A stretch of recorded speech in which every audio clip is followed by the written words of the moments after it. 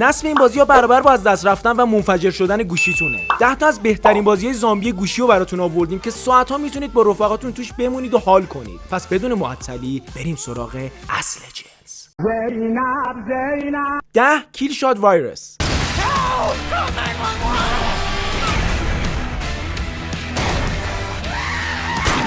یوهو! زمان کشتن زامبیاست. این بازی واقعا معرکه است و شما میتونید داخلش از سلاح‌های سنگین مثل شاتگان یا تک تیرانداز استفاده کنید. بازی بیشتر از 100 تا مرحله داره و حالت مولتی پلیر هم براش فعاله. دیگه چی بهتر از این میخواید خدایی؟ گایز سکانس‌های اسلو موشنش که اصلا حرف نداره. منو یاد فیلم‌های عموجانی میندازه.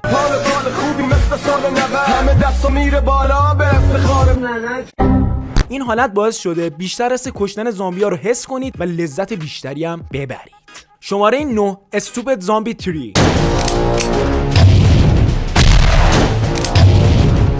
شاید فکر کنید هرچی هندسه و ریاضی و این چرت و پرتا تو مدرسه خوندید پس بیفایده بوده. 100% که بوده. خفه. ولی خب تو این بازی یه کوچولو به کارتون میاد. شما تو این بازی یه شلیک خیلی خوب باید انجام بدید تا از سوراخ‌ها رد بشه بره بزنه کلی زامبیو سرویس کنه. نکته مثبتش هم اینجاست که فقط یک نوع سلاح تو این بازی ندارید. شعله افکن، تفنگ ساچمه، نارنجک و کلی سلاح دیگه رو میتونید انتخاب کنید. بازی کل مرحله سسکی و هیجانی هم داره که کلی سرگرم میشید. پس برید ببینم که با شلیک چند تا زامبی رو نفله میکنید. بازی 8 State of Survival.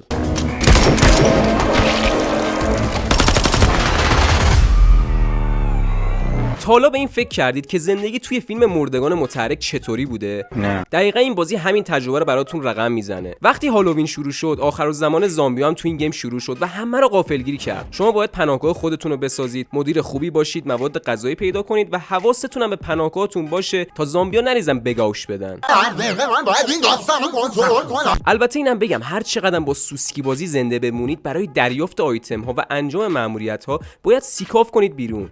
7 The Trigger 2.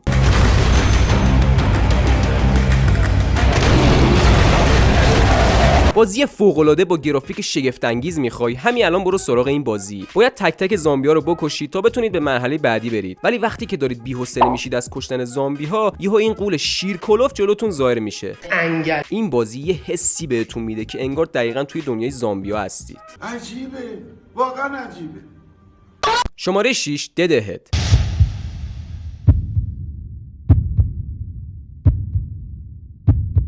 چه چیزی بهتر از اینکه سفر کنی و زامبی نفله کنی؟ شما توی جاده‌های پر از زامبی هستید و باید روی موتور همه رو باید با اتوبوس‌ها و وسایلی که جلو دستتونه یه سنگر برای خودتون بسازید تا زامبیا نتونن ازش رد بشن. شاید فکر کنید خب بازی ساده‌ای راحت میتونید مرحله‌اشو رد کنید، ولی نه، چون زامبیا رفته به رفته مقاوم‌تر میشن و باید حواستون باشه که نخورنتون.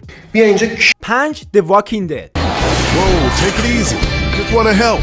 You can't Think this through. باورتون نمیشه که بالاخره نسخه بازی واکینگ دد هم ساختن. فیلمی که سالهاست همه رو با 13 فصلی که ساخته کسخل خودش کرده.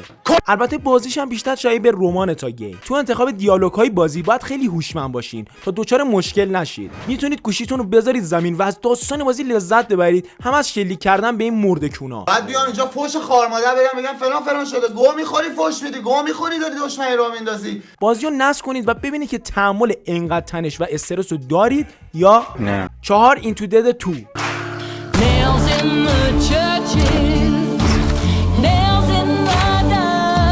آماده بشید برای یه بازی که قرار آدرنالین، آقا من همیشه سر این آدرنالین گفتم مشکل دارم، شما بدون همیشه آدرنالین دیگه به 1000 برسونه. وقتی کامیونتون چپ میکنه گیر میافتید تو این حجم از زامبیا و باید با سرعت هر چیز یاد برید سراغ خانواده‌تون. بازی خیلی هیجان و نفسگیره و اصلا نمیتونید جلوی دویدنتون رو بگیرین. عین اسب تعزیه همیشه در حال دویدنی. سلاح خیلی زیادی هم تو راه میتونید گیر بیارید. فقط باید حواستون باشه که برخورد نکنید به زامبیا چون دیگه کارتون تمومه. Baba Booey. 3 Plant and Zombie.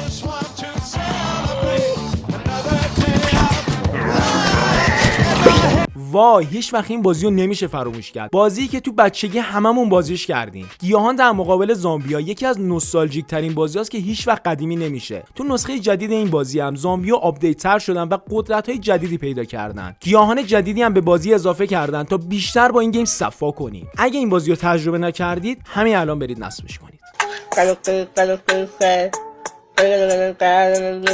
شماره 2 Last Day on Earth.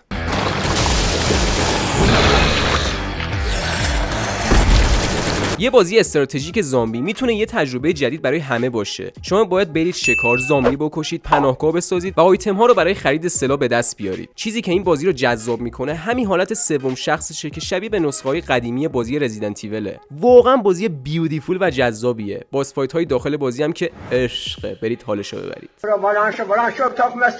اما بریم سراغ پادشاه گیم زامبی موبایل. شماره 1 Death Route to Canada. آقا شاید الان فکر کنید که چقدر ظاهره بازی سوسچره، ولی نه، هیچ وقت یک کتاب و از روی جلدش قضاوت نکنید. این بازی در مورد رسیدن با پای پیاده به کاناداست که میتونید توی راه کلی منابع، تفنگ و چرت و پرت دیگه‌ای به دست بیارید. فقط یه اشتباه کوچیک تو این بازی کافیه که به فاک عظما برید و دوباره بازی رو از اول شروع کنید. امیدوارم که حال کرده باشید با بازی. یا لایک و ساب نکنی فن نگین فضلی از ما گفتم بود. در اینجا یه ویدیو دیگه بهتون پیشنهاد میشه که در مورد 15 تا از کورسشر ترین بازی‌های بامزه جهانه که میتونید آنلاین با دوستاتون بازی کنید. حتما این ویدیو رو ببینید. عشقید، خدا نگهدار.